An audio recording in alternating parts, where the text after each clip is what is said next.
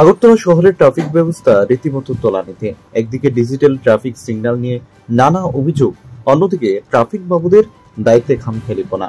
উল্লেখ্য, দীর্ঘ কয়েক মাস যাবৎ আগরতলা শহরের প্রাণকেন্দ্রে দুটি অত্যন্ত গুরুত্বপূর্ণ এবং জনবহুল এলাকা যথাক্রমে উজ্জয়ন্ত প্যালেস প্রাঙ্গণ এবং গণরাজ্যবনী, এই দুটি ট্রাফিক পয়েন্টের ট্রাফিক সিগন্যাল অকেজো হয়ে পড়ে আছে।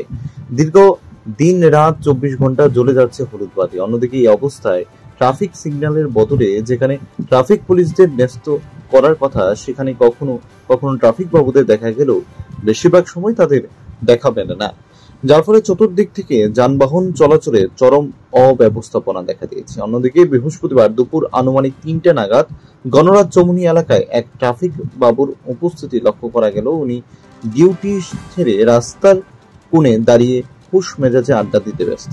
এই ট্রাফিক বাবুরাই আবার শহরকে যানজট মুক্ত করতে মাইকিং করছেন, বেআইনি পার্কিং এর জন্য ফাইন আদায় করছেন, অথচ নিজেদের দায়িত্বে ঠিকঠাক পালন করতে গিয়ে নিজেরাই ঘেটে ঘ হয়ে আছেন।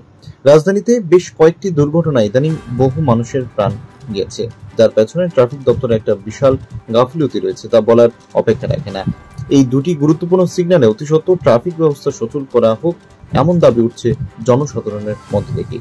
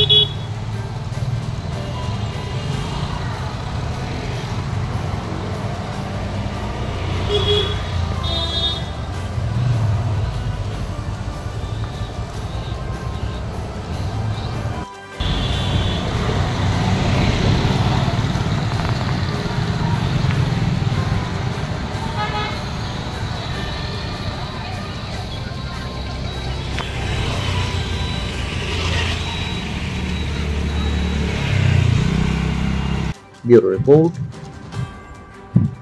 প্রগতি নিউজ।